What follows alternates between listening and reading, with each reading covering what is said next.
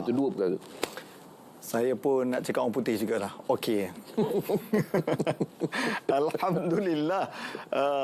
Rupanya kalau tertekan, kita convert dengan perbincangan, jumpa kawan gelak ketawa, boleh turunkan juga. Kurang stres kan?